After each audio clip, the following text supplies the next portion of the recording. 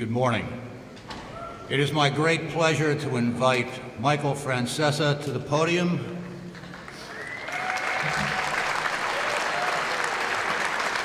Well into his third decade in afternoon drive, Michael Francesa has firmly established himself as the most celebrated and successful sports talk show host in the history of radio. Mike captured the Marconi Award as Major Market Personality in 2000 and again in 2012. And in 2014, he was inducted into the New York State Broadcasters Hall of Fame. For 19 years, Mike teamed with Christopher Russo on the iconic Mike and the Mad Dog show, widely recognized as the most celebrated sports radio program ever. Since 2008, his afternoon drive program, heard weekdays on WFAM from 1 to 6:30 p.m., has scaled to even greater heights. He also hosts the highly regarded Mike Francesa Football Sunday, which will be starting its 29th season this September.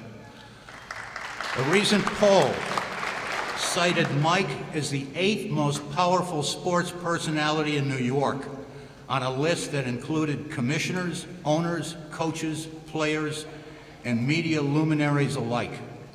Mike was the only media figure in the top 25.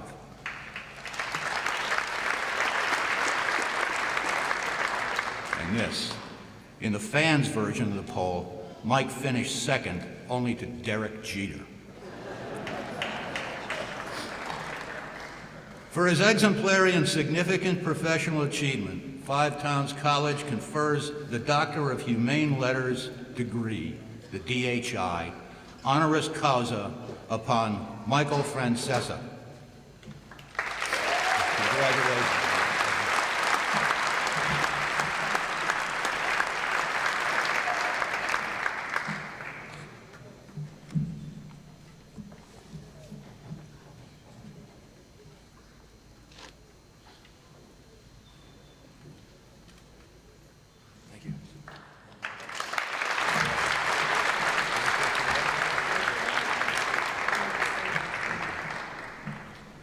By the power vested in me by the New York State Board of Regents and the Board of Trustees of Towns College, I confer the degree of Doctor of Humane Letters on Michael Francesa. Thank you.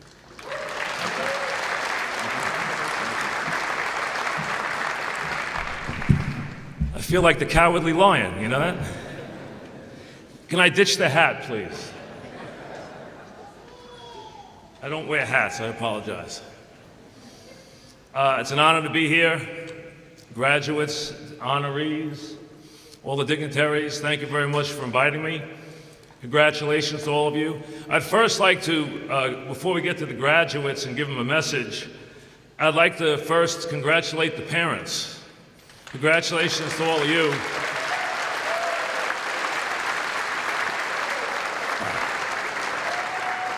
Hopefully the bills end now. I don't know if they do, but that would be nice.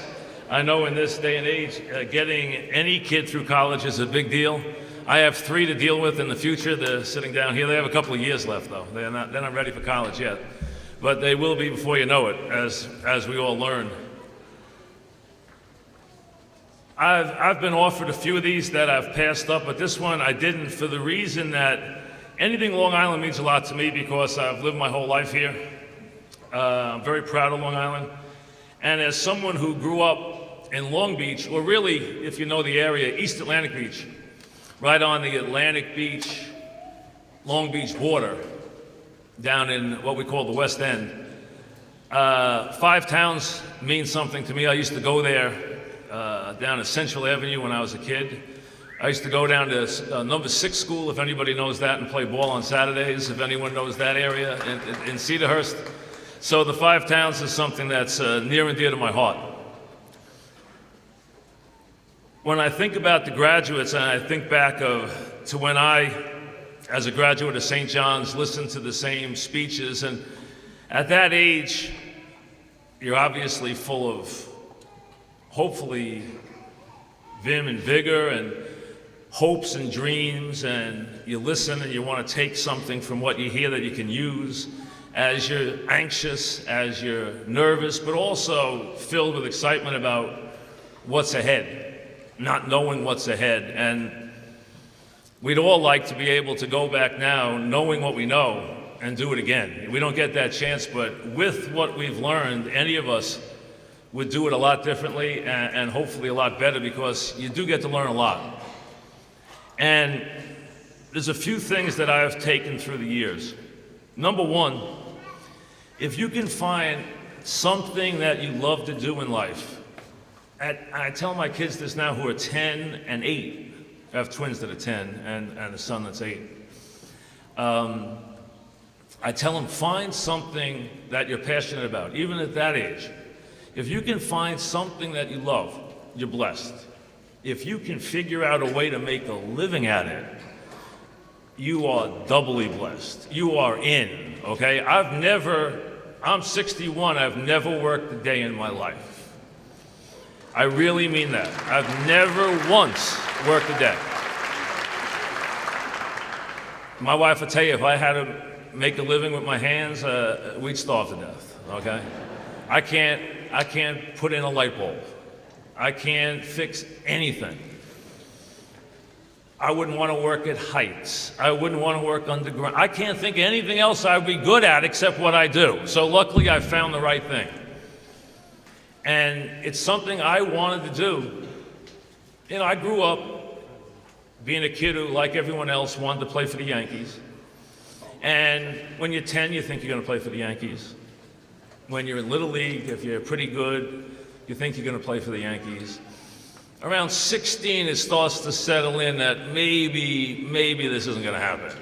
By 18, you know it's not going to happen. By 21, you laugh at the thought that you even thought it was going to happen. The first time you meet a pro player like I have, you know, boy, what were you thinking about?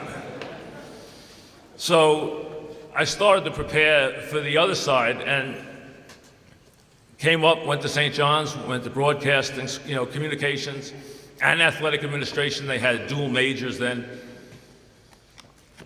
And then thought about taking out after New York City. Here's the greatest city in the world. Here's the biggest media city in the world. So there had to be something there that I was going to do in communications.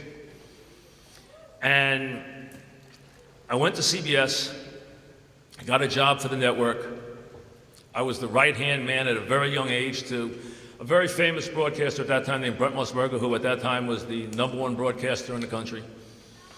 And one day we were traveling and we heard about this idea of sports radio. Now, none of us, even in the business, and I had written for magazines, I had edited football magazines, I had written a couple of books with the late Pete Axhelm. At a young age, I had written Jimmy the Greek's syndicated column 3 times a week, 800 papers when I was 18. So I had been in the business for a while, but I had not heard about sports radio. So I looked into this. At the time it was, some of you may remember, it was 1050 WHN playing country music. But they had the Mets. Well, that year in '86, the Mets, as you know, if some of you are old enough or some of your parents know, the Mets went to the World Series. Believe it, there was a time when the Mets went to the World Series, folks. It actually happened. I can prove it. Maybe you heard of Doc Gooden, Darryl Strawberry, Keith Hernandez, Gary Carter, Wally Backman, Ron Darling. Kids, you've seen some of them. I know you have, okay? Well, during that time, the bumpers, or what we call the jingles, going in and out of break said Sports Radio 1050. And I'm like, what's sports radio? So I went and found out. And I went and called up and they said, we're going to start a sports talk radio station 24 hours a day. Now, I had grown up with a couple of the shows that were on at night. Bill Mazer, Art Rush Jr., John Sterling had these call-in shows that began at 6 o'clock, maybe went to 8 o'clock. As a kid, I listened to them. I thought I knew more than they did. I mean, some things never change. But That was all it was. It was limited to maybe 2 hours a day. Here was this idea that they were going to do an all sports, 24-hour all sports station, which the industry said could never work, could never happen. It was about music. It was about playing Billy Joel records or Frank Sinatra records. It was about political talk. You could not consume 24 hours a day with sports. How dumb an idea was that? It could not work. And it almost didn't. But I went there and asked for an interview. And they brought me in and they said, listen, you work for CBS television. This is a radio station. You're overqualified. And I said, no. I don't want to be a producer. I don't want to be behind the scenes. I want a show. I think I could do a show really well.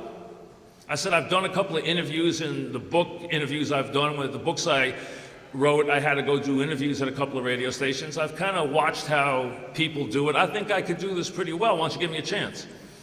They said, no chance. They threw me out.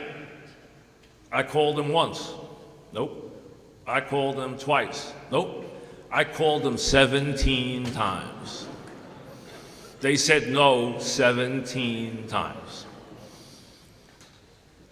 Finally, a friend, a young sportscaster who you might have heard of, who's done okay, his name is Jim Nance. He and I had broken in at CBS at the same time. He knew one of the producers, a guy named Luke Griffin. He said, let me call him. He called him and said, I think you should give this guy a chance. They brought me in and gave me a 2-hour stint on Saturday. 2 hours, gave me a chance to do a show. At first, they were open maybe 3 weeks. I did a show, I did another show. On Thanksgiving Day that year, I filled in for Pete Franklin in Afternoon Drive. Don't ever fill in on Thanksgiving as your first show. It's not a good idea. Nobody calls. They're all eating, nobody calls. They're either watching football, so not a good idea. But I had gotten my foot in the door after being rejected that many times. And that's the message.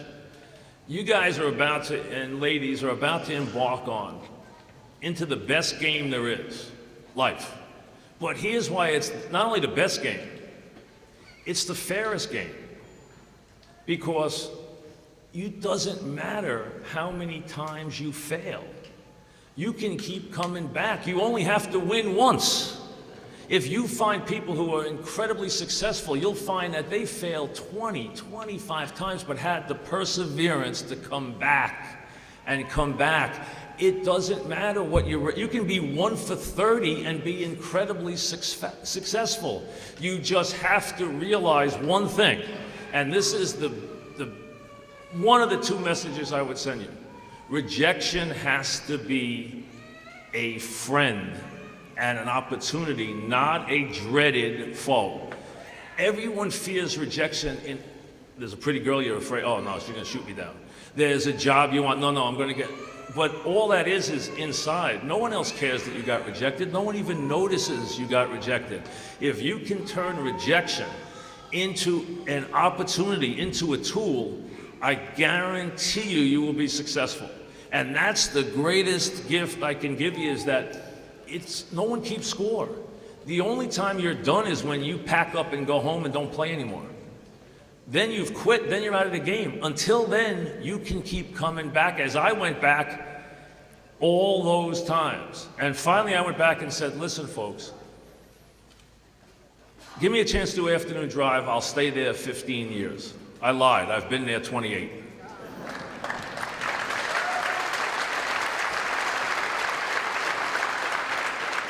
And I've been successful, thankfully, at it. It fit what I do well. It was the right place for me. Plus, the sports talk format saved AM radio. There are over 1,200 full-time sports talk stations in America. So when someone, as you'll hear from everybody here, people shoot down ideas that are new because they're new, not because they're not good.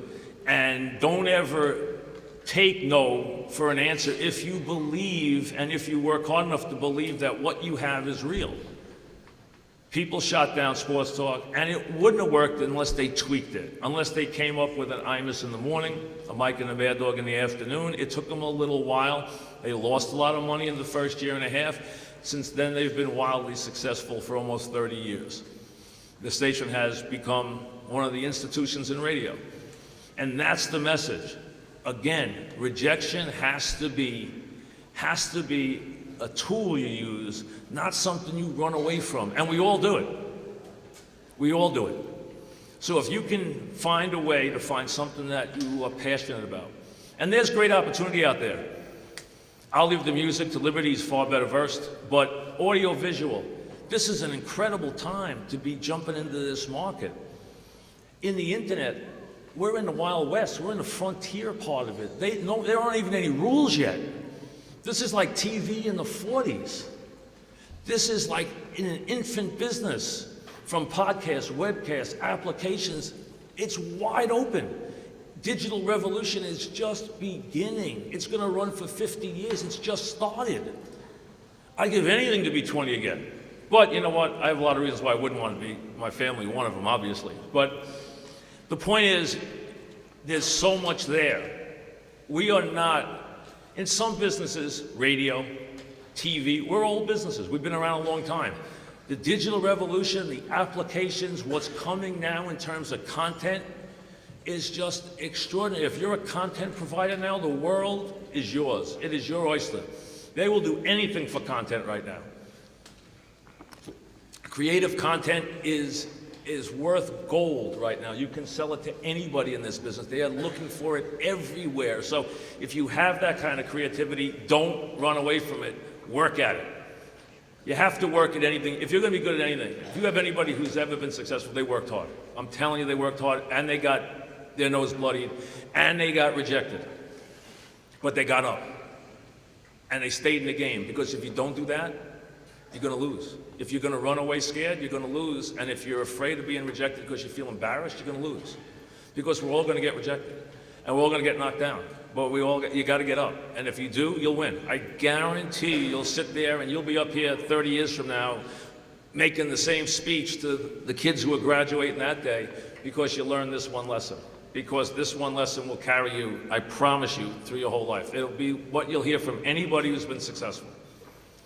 The other part is, if you're fortunate enough, find a partner who is beautiful, intelligent, much smarter than you, tells you when you're right, more importantly, tells you when you're wrong, loudly. I have one of those with my wife and my beautiful kids, and you know, I was successful when I didn't have anybody to share it with, and I'm successful now when I have 3 beautiful children, Jack, Emily, and Harrison, and my wife, Ro, and sharing it with them means so much more than doing it alone. It's like times, it's just multiplied. So if you can find that person who can share it with you and have a place to go, because there's going to be days where you want to go and hide, or you want to go just get away from it. And that's why if you have a family that offers you that, it's a great safe haven. It really is. It's something you desperately need, especially if you are ever going to be in the industries that some of us are in. The public eye, broadcasting, music, whatever. It can be lonely, it can be sometimes, scary, it can get nasty, but most businesses can. You'll learn that whether you're on Wall Street, Madison Avenue, or Broadway. It's all the same. People want to compete, they expect to compete, and they expect you to compete, and you have to do that. So that's the lesson that I learned. But if you have some place to go, and you have people who love you no matter what, good days, bad days, and different, it makes a very, very big difference. I always had a thing that I kept with me. It said, dream it and then do it. And that's what I tried to do. I had dreams and I tried to fulfill them. A lot of them would come true, some of them didn't. Some of them did. I also, the first time I went into a locker room, I saw a big sign and it said, blame nobody, expect nothing, do something. I have kept that with me every day. Just think about it. Blame nobody, expect nothing, do something. Congratulations and thank you.